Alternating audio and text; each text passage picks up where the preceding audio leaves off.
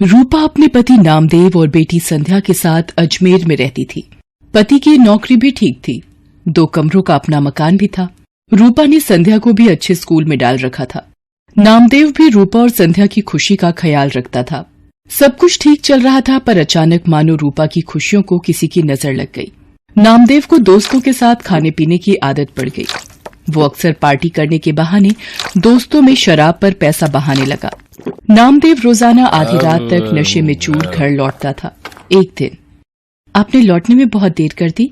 आप रोजाना शराब पियोगे तो आपकी सेहत को नुकसान होगा। मुझे उपदेश मत दे, और मेरी डॉक्टर बनने की जरूरत नहीं है, ठीक है ना? मैं अपने दोस्तों के साथ जाता हूँ, तो तुझे क्यों तकलीफ हो रही है? मैं रोज पीऊंगा। तुझे यहाँ नहीं रहना तो चले जाए यहाँ से, चल। नामदेव की ये गंदी आदत बढ़ती ही जा रही थी। हर समय नशे में रहने की वजह से वो दिन में सोता रहता था, इसलिए उसे नौकरी से भी निकाल दिया गया। धीरे धीरे नामदेव ने अपना सब कुछ बेच दिया, यहाँ तक कि घर भी। अब वो रूपा और संध्या को लेकर एक किराए के घर में रहने लगा। रूपा परेशान रहने लगी। एक दिन, अरे ये संध्या के स्कूल से फीस का नोटिस, अब मैं क्या करूं? कहाँ से फीस के पैसे लाऊं? माँ, भूख लगी है, कुछ खाने के लिए है तो दे दो। रुक, मैं सब्जी वाले की दुकान से आलू लाकर तुझे रोटी बनाकर देती हूँ। हाँ माँ, तुम्हारे हाथ का आलू का पराठा तो बहुत स्वादिष्ट होता है। संध्या आलू लेने बाजार चली जाती है। रास्ते में वो सोचती जा रही थी कि ऐसा क्या करे कि संध्या की फीस भर सके। तभी उसकी सहेली का फोन आ जाता है। वो दूसरे शहर में रहती है। सहेली के बार बार पूछने पर रूपा उसे अपनी सारी परेशानी बताती है। अलका, बस यही सोच रही हूँ कि अभी संध्या की फीस भरनी है, घर का खर्चा, सब कैसे होगा? अरे तू घबरा मत, सब ठीक हो जाएगा। अभी इस वक्त तू कहाँ है? संध्या को मेरे हाथ के आलू के पराठे बहुत पसंद है, आलू लेने जा रही थी। आलू के पराठों से याद आया, तू तो राजमा चावल कितने टेस्टी बनाती थी, याद है? सब उंगलियां चाटते रह जाते थे। तू राजमा चावल बनाकर क्यों नहीं बेचती? इससे तेरी कमाई भी हो जाएगी, जिससे तू थोड़ा बहुत परिवार का खर्च उठा पाएगी। सहेली की बात रूपा के दिल में घर कर गई। उसे एक उम्मीद दिखाई दी, पर शुरुआत कैसे करे उसे अब यही सोचना था। अगले दिन उसने राजमा और चावल बनाए और पतीले में लेकर घर के पास सड़क के किनारे बैठ गई। पूरा दिन धूप में वो बैठी रही, पर किसी ने भी उसके राजमा चावल नहीं खरीदे। शाम को वो घर आ गई। उसके राजमा चावल बिल्कुल भी नहीं बिके। वो घर आकर रोने लगी। मैं क्या करूं भगवान, मैंने कोशिश की पर कामयाब नहीं हुई, मुझे हिम्मत दो भगवान। माँ, जब मैं कभी परीक्षा में अच्छा नहीं करती तो तुम ही तो मुझे कहती हो दोबारा मेहनत करूं। आप भी कल दोबारा कोशिश करना माँ।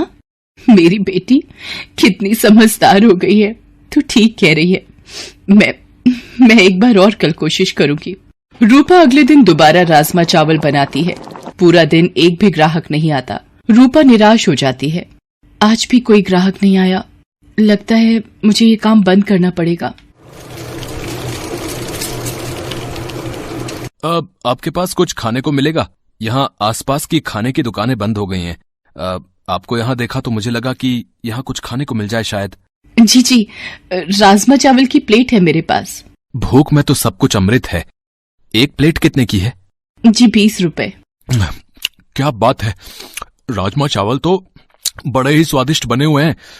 आपको पहले तो कभी नहीं देखा यहाँ, क्योंकि मैं पहले कई बार आया हूँ इधर। जी अभी शुरू किया है। ये लो आपके 20 रुपए। पूरा दिन बीत जाने के बाद एक प्लेट ही बिकी थी रूपा की, पर इस एक प्लेट के पैसों ने उसे हिम्मत दी थी। रूपा अगले दिन राजमा चावल लेकर ही बैठी थी कि पिछली रात वाला ग्राहक दोबारा आया। आपने पहचाना मुझे? कल आपके राजमा चावल बहुत स्वादिष्ट लगे, तो मेरे पार्टनर दोस्त को भी खिलाने आया हूँ। आप 2 प्लेट बना दीजिए। अभी बना देती हूँ साहब। धीरे धीरे 1 से 2 व्यक्ति देखते देखते अब रूपा के पास ग्राहक आने शुरू हो गए थे। रूपा कमाए हुए पैसों से संध्या के स्कूल की फीस भरना चाहती थी, पर एक दिन, ये ट्रंक में क्या छुपा रही है? दिखा जरा, दिखा मुझे। ये रुपए मैंने संध्या के स्कूल की फीस के लिए जोड़ कर रखे हैं, ये मत ले जाओ। देख, मेरे दोस्त मेरा इंतजार कर रहे हैं, ये रुपए दे मुझे, दे इधर दे। नामदेव रुपए छीन कर ले जाता है। रूपा रोने लगती है। वो सोचती है, ऐसे तो ये सारे कमाए हुए पैसे शराब में उड़ा देंगे, मुझे कुछ रुपए संध्या के भविष्य के लिए भी जोड़ने होंगे। धीरे धीरे रूपा का काम चल जाता है। वो एक ठेला किराए पर ले लेती है और अब वो ठेले पर राजमा चावल बनाकर बेचने लगी।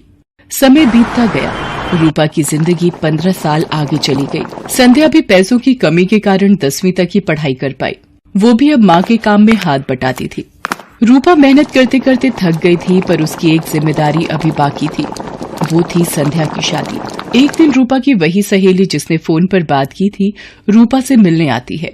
आज तुझे इतने सालों बाद देखकर मेरे आंसू नहीं रुक रहे। मेरी प्यारी सहेली रूपा, ये तूने अपना क्या हाल बना लिया है।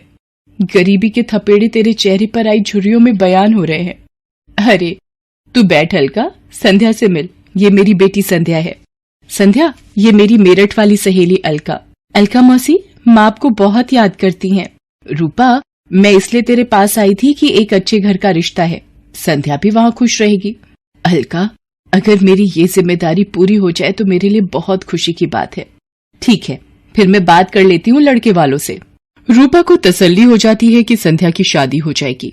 एक गरीब बेटी की शादी करना गरीब की सबसे बड़ी चिंता होती है। रूपा की सहेली अलका रिश्ता पक्का कर देती है। रूपा को ये था कि संध्या की शादी के लिए पैसे जोड़ने हैं, इसलिए वो सुबह जल्दी जल्दी उठकर ज्यादा खाना बनाने लगी। सुबह से लेकर रात तक ठेले पर खड़े रहना। एक दिन रूपा को चक्कर आता है और वो गिर पड़ती है। संध्या चिल्लाती है, माँ आंखें खोलो माँ, मैं अभी डॉक्टर को बुला कर लाती हूँ। I am sorry, she is no more. Body से ज्यादा काम लिया है इन्होंने। कमजोर शरीर ये झेल नहीं पाया, इसलिए बीपी बढ़ गया और हार्ट अटैक आ गया। संध्या की तो मानो जिंदगी ही रुक गई। उसकी माँ चली गई। वो बिलक बिलक कर रोने लगी। तभी नामदेव आ जाता है। वो भी मरी हुई रूपा के आगे रोने लगता है। संध्या उसे कहती है, बापू, मेरी माँ के शरीर को हाथ मत लगाओ। आज आपकी वजह से मेरी माँ इस दुनिया से चली गई। मुझे माफ कर दे मेरी बच्ची, मैंने ये क्या कर दिया प्रभु। रूपा, मुझे माफी मांगने का मौका भी नहीं दिया तूने। मेरे पापों के कारण तू चली गई। संध्या माँ की याद में दिन भर उदास बैठी रहती थी।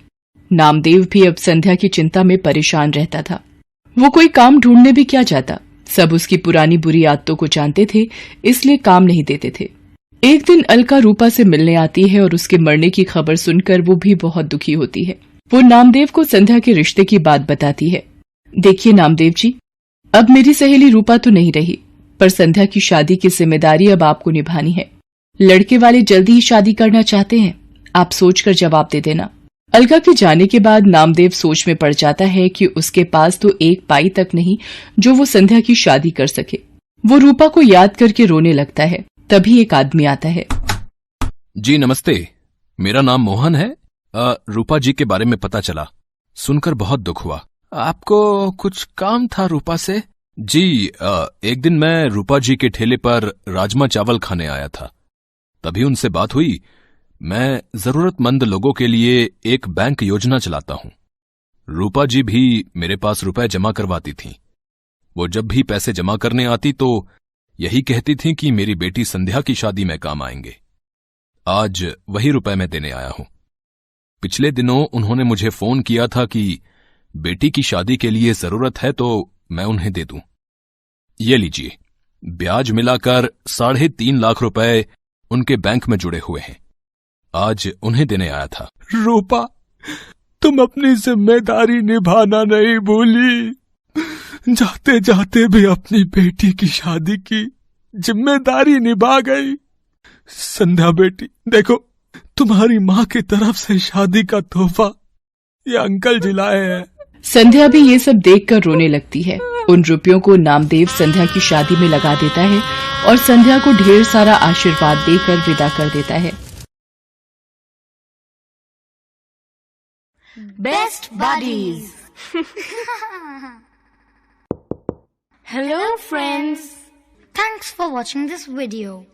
अगर आपको ये वीडियो पसंद आया है तो प्लीज लाइक, सब्सक्राइब, कमेंट्स करें इस वीडियो पर, और हाँ, शेयर करना भी ना भूलें।